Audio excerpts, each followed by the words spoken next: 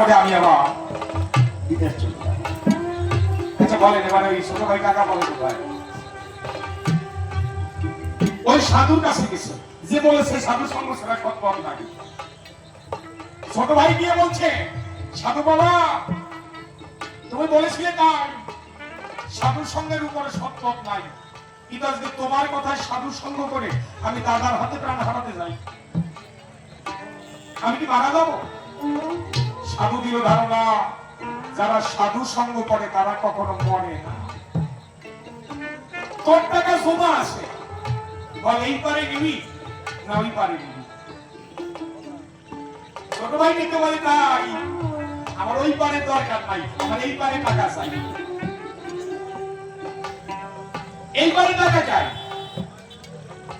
তাহলে শোন, অবন্তীনগরে মহারাজ সে পুণ্য ক্রয় করে, তার কাছে গিয়ে তুই 12 বছর ধরে যে পুণ্য অর্জন করেছিস বিক্রি করে। ছোট ভাই দাদার কাছে ফিরে এসে ডেকে বলছে, দাদা আমার সঙ্গে কালকে রাজবাড়ি যাবে, সমস্ত টাকা ফেরত পাবে। এবার ওই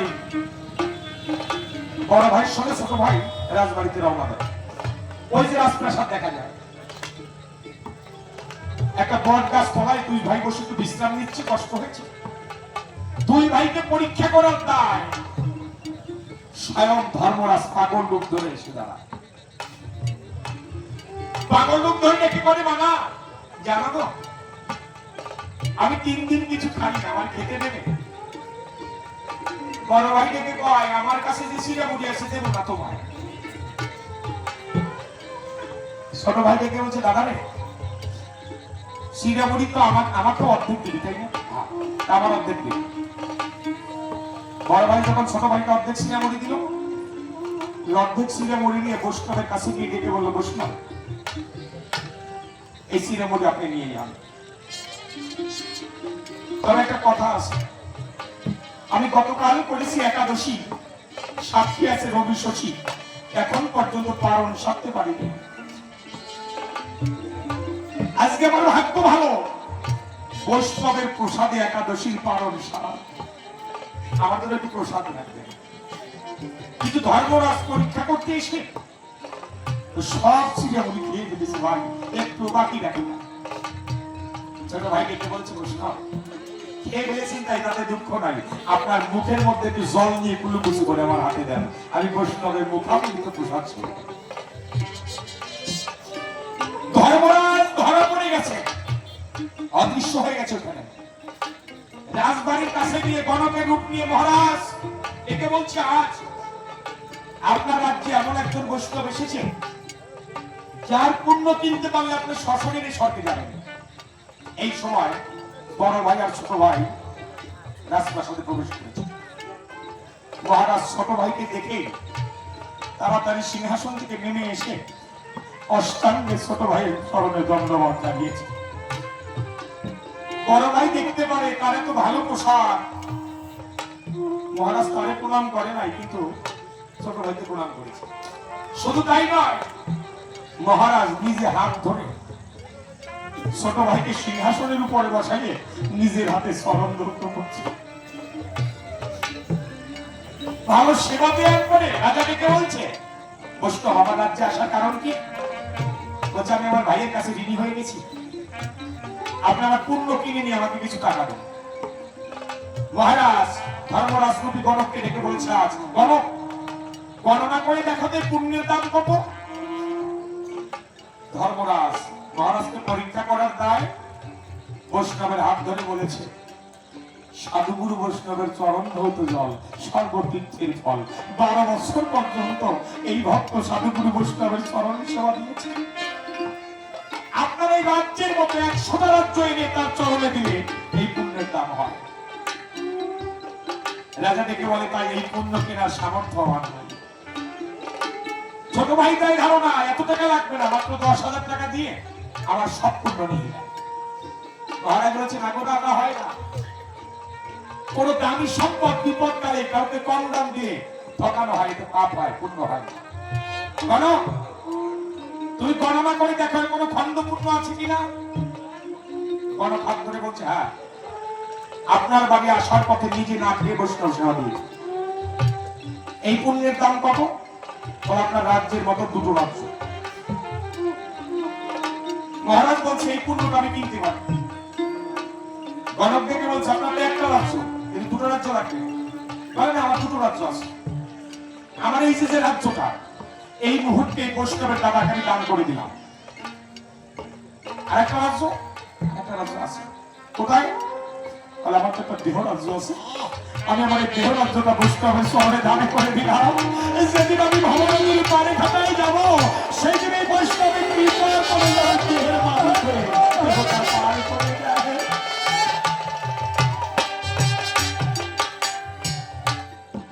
তুলসী পাতার উপরে যখন পুণ্য লিখে তুলসী পাতা মহারাজকে দিতে যায়, মহারাজ ওই তুলসী পাতা নেবে। এই সময় বড় ভাই চিন্তা করে ছোট ভাই হাতে করে কি এমন জিনিস রাজারে দিয়ে দেয় যার জন্য রাজা আমার রাজ্য দিয়ে দিল। আমি একটু দেখে আসি। এই যে দেখতে গেছে, এই সময় বৈষ্ণবের অঙ্গ স্পষ্ট হয়ে গেছে। শাস্ত্রে বলেছে বৈষ্ণব দর্শনেই যাই মনের ময়লা, আর পরশ করলে হয় পাপ ক্ষয়। যখন বৈষ্ণবের পরশ পেল, দেখতে পেল হাতে যে তুলসী পাতা ছিল, একটা পাতার উপরে স্বয়ং রাধা রানী দাঁড়িয়ে যায়, আর একটা পাতার উপরে গোবিন্দ দাঁড়িয়ে আছে। তখন বড় ভাই গিয়ে ছোট ভাইয়ের কাছে দাঁড়িয়ে দিকে বড় ভাই ডেকে বলছে, ভাই রে, এই পুণ্য আর বেশ বিক্রি করবো না, আমি আর বিদেশ যাবো না। আজকে তোর হাতে তুলসী পাতার উপরে স্বয়ং রাধা গোবিন্দ দাঁড়িয়ে আছে। সামান্য একটা রাজ্যের জন্য কি এই রাধা কৃষ্ণ দেয়া যায়? তুই কথা নিবি, এই রাধা কৃষ্ণ আমার হাতে দিবি। আমার অন্তরে আছে ভাবো, আমি আর বিদেশ যাব না, আমি সাধুর সঙ্গে সাধুর চরণ ধুলায় করে দিয়ে আমার বাকিটা জীবনে কাটিয়ে দিব। তাই সাধু গুরু বৈষ্ণবের পাইবা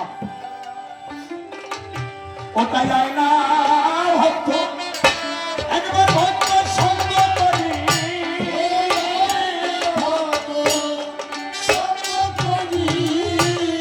একবার ধুলায় দিয়ে করি। ভক্ত এই ভক্ত সঙ্গ করি,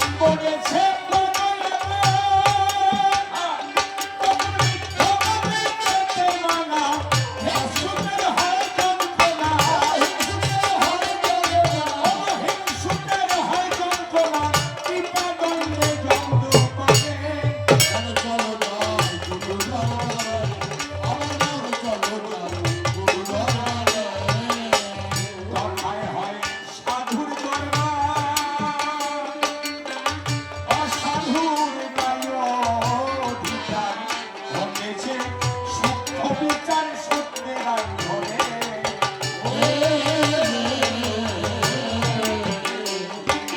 তারে লতি বসা তুমি হলে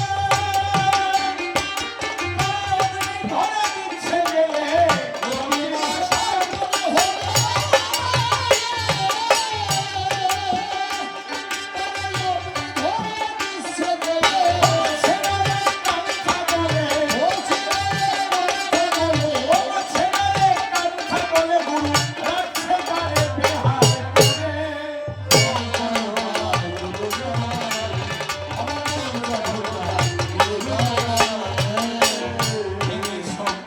গুরুর তুমি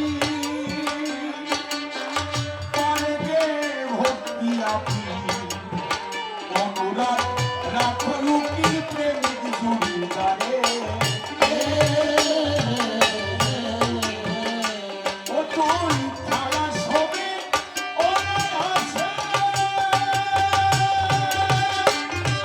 ও জমি মানুষের দেশে খালা ছবি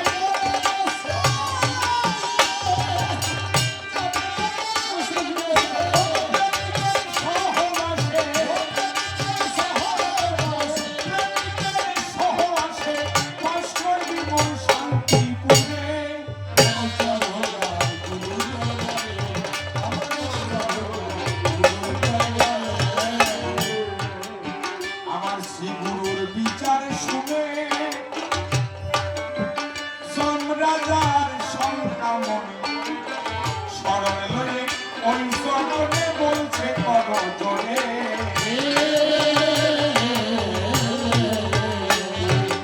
আমি আর যাব না ওই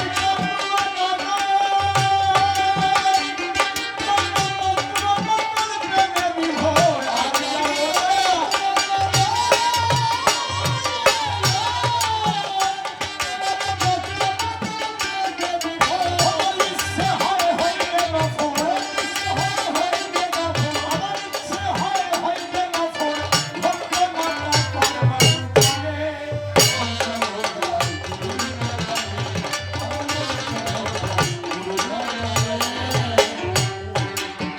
আমার গুরু সাহ নামে কর্তা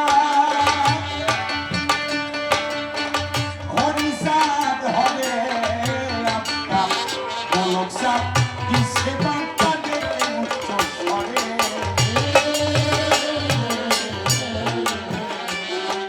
দয়াল মহানন্দ বলছে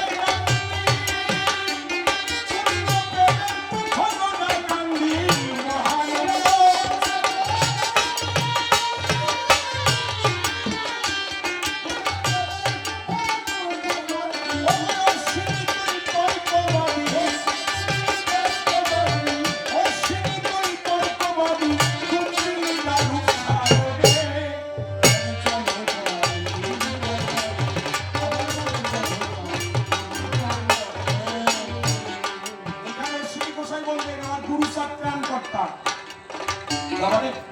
গণেশ পাগলে না বলে পাচ্ছি আপনি বাবা যদি গুরু সাহেব ঠাকুর না আসতো আমাদের সমাজটা উন্নত হতো না, সংস্কার হতো না।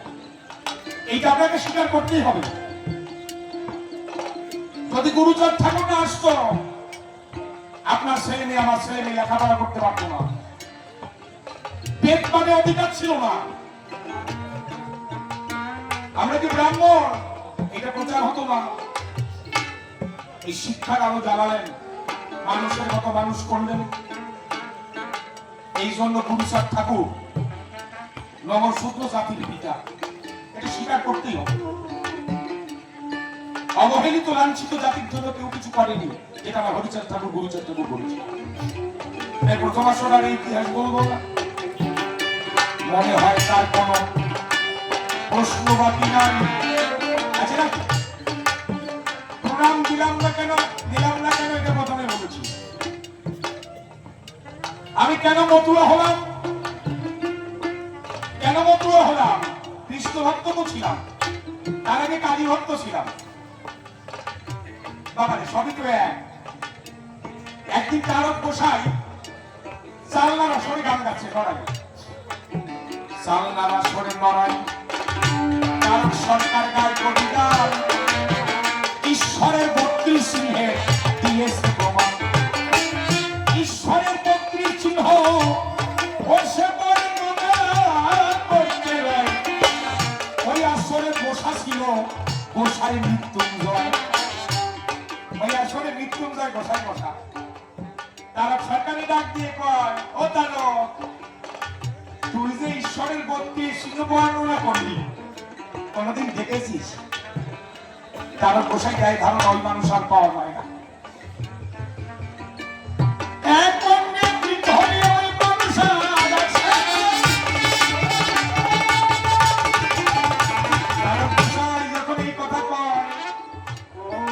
মৃত্যুঞ্জয় গোসাই ডেকে বলে তারকের কাছে, আমার সঙ্গে চল, ওই মানুষ পৃথিবীতে এখন আসে। না না হতে পারে না, না আসে, চল। মৃত্যুঞ্জয় গোসাই তারক সরকারের হাত ধরে যখন নিয়ে এসেছে ওরা কান্দির পরে।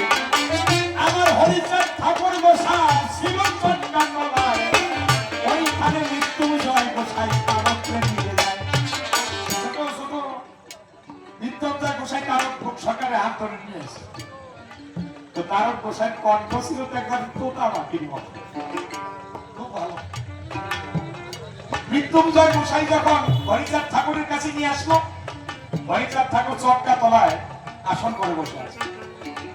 মৃত্যুঞ্জয় গোসাইকে ডাক দিয়ে বলল, ও মৃত্যুঞ্জয়, আজকে আমার কাছে একটা তোতা পাখি নিয়ে আসছি। আমি যে কতদিন ছিলাম ওই তোতা পাখির আশায়, আমি আশায় ছিলাম কেন জানিস? ওই তোতা পাখি না এলে হরিগুরু গান প্রচার করবে কি? কিন্তু তারকের মন তো আমি কথাই বলি না, তারক চিহ্নগুলো বিলাচ্ছে, কিন্তু করতল আর পদতল যে চিহ্নগুলো আসন করে বসা, ওইগুলো তো আর দেখতে পাচ্ছি। হরিচাঁদ ঠাকুর তো অন্তর জানি, চিন্তা করলো এই করতল আর পদতলের চিহ্নগুলো না দেখালে তারক আমাদের মানবে না। কি দেবতার পরিচয়? এই সময় হরিচাঁদ ঠাকুর অলসতার ভান করে হাত পাতা করে মেরে দেয়। হাত পা যখন সরিয়ে নিল, তারক গোসাই দেখতে গেল পদতলের চিহ্নগুলো পরিষ্কার দেখা যায়, হাতের চিহ্নগুলো দেখা যায়।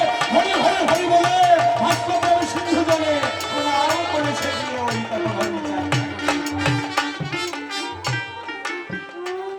গণেশ পাগল বলি, তোমার কাছাকাছি ওই স্মরণে আমি সেই চিহ্নগুলো দেখে নিজেকে বিক্রি করি, যে চিহ্নগুলো দেখলে স্বয়ংের অবতার যখন হয় একার গায়ে চিহ্ন ছিল। এই কারণে মতুয়া হয়ে গেছি তাই, হরিচাঁদের মধ্যে আমি আমার কৃষ্ণ দেখতে পাই। শুধু তাই নয়, হরিচাঁদ ঠাকুরের ভিতরে কৃষ্ণ নয়, গৌরাঙ্গ মহাপ্রভু আছে, আমি দিচ্ছি পরিচয়। একের মধ্যে যদি সকলে পাওয়া যায়, ভিন্ন ভিন্ন যাব কেন বলো না আমায়। একটার মধ্যে যদি সকল কিছু নয়, এই কারণে ভক্তি দিলাম হরিচাঁদের পায়। ছোট ছোট দেখবে বাংলাদেশের যাকে একটু টাকা পয়সা আছে, একটু জ্বর হইলেও চিকিৎসা করতে ভারতে চলে যায়। কেন যায়? বাংলাদেশের ডাক্তার দ্বারা জ্বরের জন্য গেলে 4-3টা ঔষধ দেয় তারা, আর ভারতের ডাক্তার একটা বলে দিলেই সেরে যায়। এই টুরির জন্য আপনার জ্বর হবে, ডাক্তারের কাছে যাবে, ডাক্তার প্রথমে গ্যাসের একটা ট্যাবলেট, অমিপ্রাজল গুরুবের একটা দেবে, এরপর আপনার অ্যালার্জির জন্য একটা দেবে, এরপর প্যারাসিটামল গ্রুপের একটা দেবে, 3টে ওষুধ আপনাকে দেবে। আর ভারতের ডাক্তার দ্বারা এক ঔষধ দিলেই রোগ সেরে ফেলায় তারা, তাই না? আচ্ছা, ভারতের এই ঔষধটা কি কখনো পড়েছে? কি লেখা আছে একটু পড়ে দেখেন। বাংলাদেশে গ্যাসের জন্য একটা কোম্পানি খুলে নিয়েছে, এই এটা গ্যাসের ওষুধ অমিপ্রাজল, এই গ্রুপ। এইটা অ্যালার্জির ওষুধ অ্যালাট্রল, এইটা প্যারাসিটামল, গ্রুপ আলাদা। আর ভারতীয় কোম্পানি যারা ওই তিনটাকে দেখবেন একটার মধ্যেই ভরে দিয়েছে তারা। ওই ওষুধের গায়ে লেখা আছে omeprazole plus Alatrol plus paracetamol, তাই তো সব আছে। তাই আমি বলি তোমার কাছে আমার হরিচাঁদ ঠাকুরের ভিতরে কালী কৃষ্ণ গৌরাঙ্গ সব আছে। তাই আমি ভক্তি দিয়েছি হরিচাঁদ ঠাকুরের পা।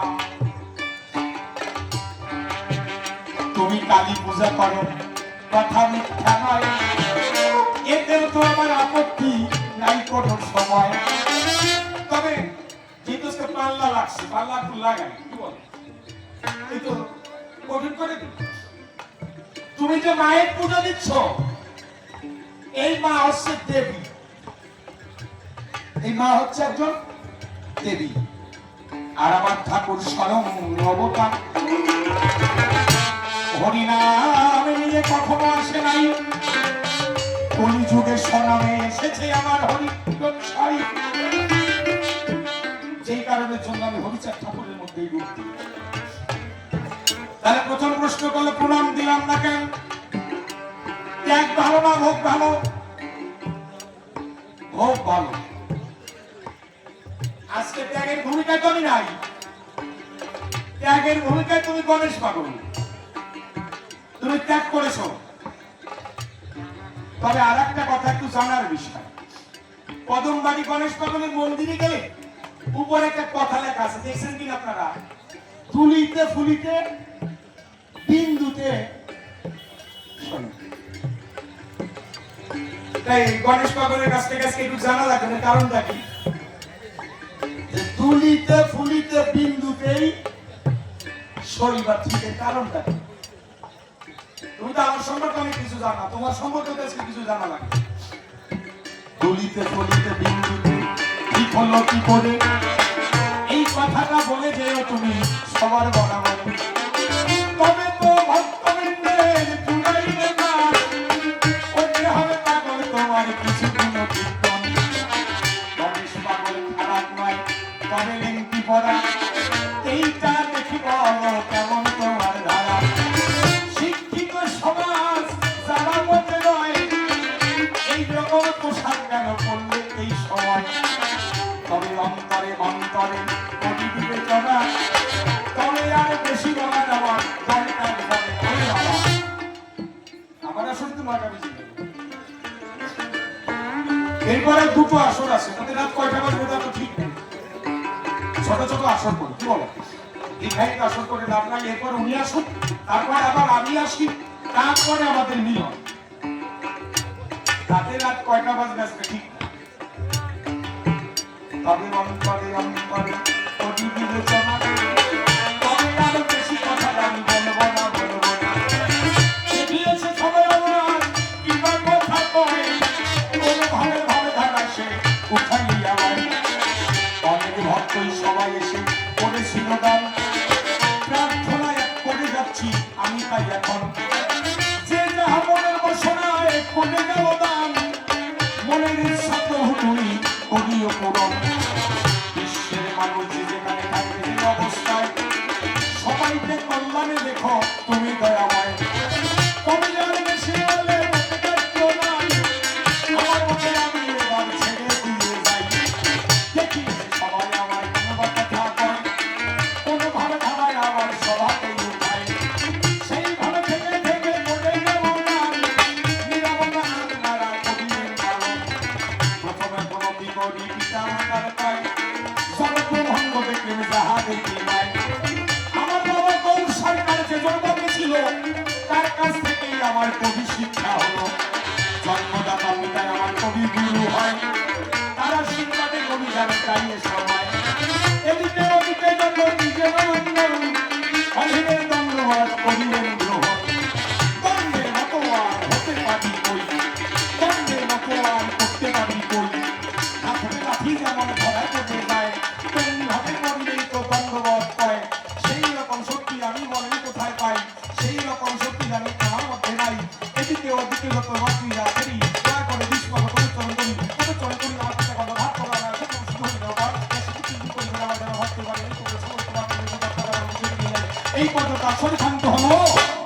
ইষ্টপতি বলে